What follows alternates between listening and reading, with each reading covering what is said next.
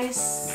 So, ipapakita ko lang yung mga package na dumating galing sa Amazon. So, may mga boxes ako dito sa tabi ko. And dito sa table. Ayan. And ito. So, i-unbox ko lang to guys ng mabilisan. Itong nasa gilid ko is malaking box to guys. So, ito yung unahin muna natin. Alisin na natin siya sa box guys kasi para oh my god, ang laki. Ang laki ng box. May naman pa siyang ganito sa loob. Ito yung laman ng malaking box guys. Ayan.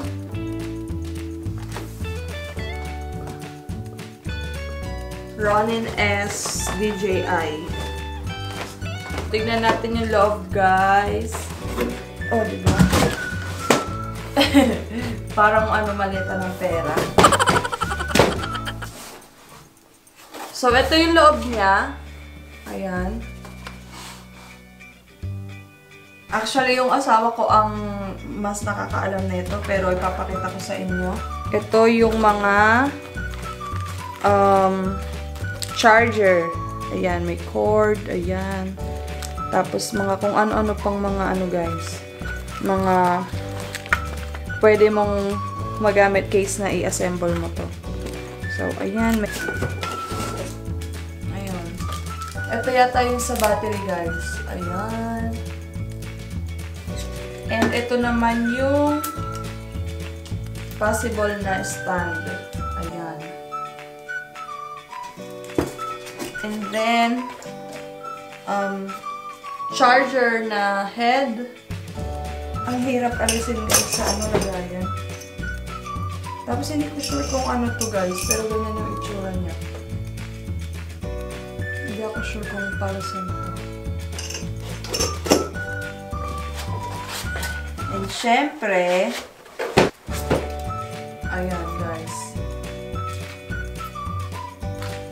DJI Ronin S or Ronin S DJI. Ipapakita ko sa screen guys yung kabuuan nito, okay?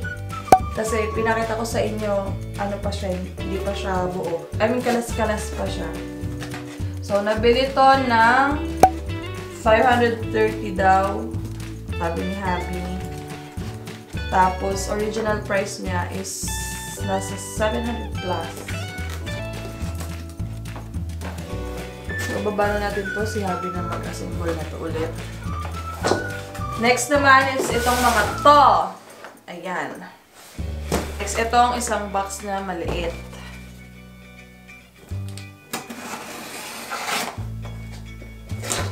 Mga ano to guys, mga kagamitan ni Happy. Pinapakita ko lang sa inyo. Okay, next, ito namang Zoom H1N. Ayaw ko kung para saan ito. Ayan. Pakita ko sa inyo yung loob.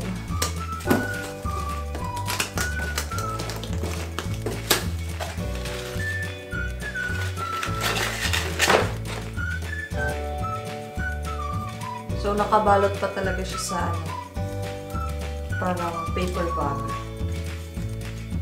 So, oh, cute parang cellphone. Yan yung itsura, guys. And nabili naman to ng, check natin sa Amazon niya. Nabili siya ng $119.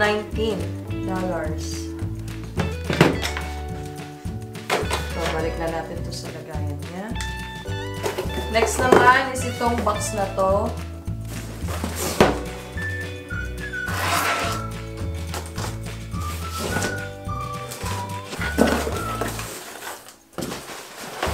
Ito namang EVO or EVO SS na dumating from Amazon.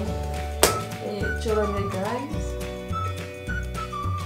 And yung ano niya guys, yung packaging niya is the magnet.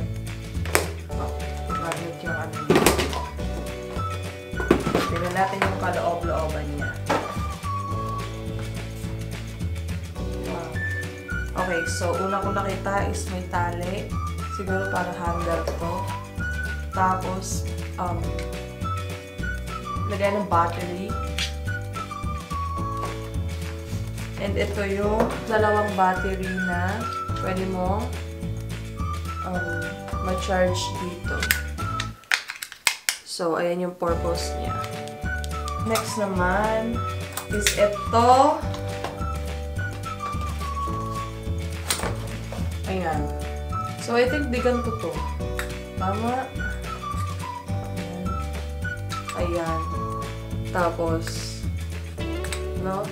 Yan. Parang ganyan yung nasa picture. So, yung head and yung stand niya or yung body niya. Okay. Nabili siya ng... And meron pa dito pala guys yung mga charger niya. Ayan. Tapos mga tali. Extra. Nabili siya ng... Ito pala guys ay EVO Gimbals SS3 Access Wearable Gimbal for GoPro, Hero 3, Hero 4, or Hero 5 Session Garmin Grip Ultra 30 YI4K. So, ipa-flash ko na lang sa screen guys. So, nabili siya ng $249. Woo! Tapos, meron din siyang mga mga brochure or, you know, para ano mo kung paano mo siya i-assemble. Next naman, is itong nandito sa may carton. Last na to guys. Ganyan.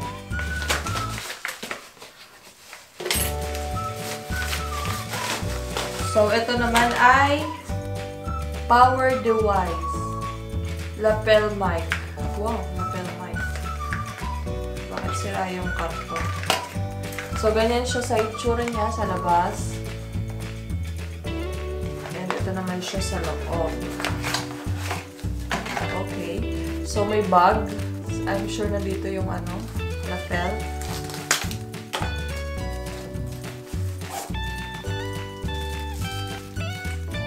So, ito yung dalawang pirasong lapel mic and may extra siya na cord. So, ayan yung lapel mic. Kung nakikita nyo. Ang liit lang niya no? Ayan, paano ko papakita? Ayan. Tapos, dalawa siya guys. Ayan, dalawa. And, may extra dalawang cord. Okay? So, nice niya kasi nandito siya sa bag talaga. Anyway, nabili yan na... Tingnan natin yung price. Okay, so nabili siya ng $34. So, yun yung lapel mic, guys. At yun lahat yung package na dumating from Amazon. Yung mga pinakita ko, ipa-flash ko sa screen yung presyo and yung complete na pangalan nila para malinawan kayo kung ano ba talaga yung pangalan nila. Kasi I think hindi kompleto yung mga nasabi ko. Well, pinapakita ko sila. So anyway, ganun na lang yung gagawin ko. Thank you so much guys for watching.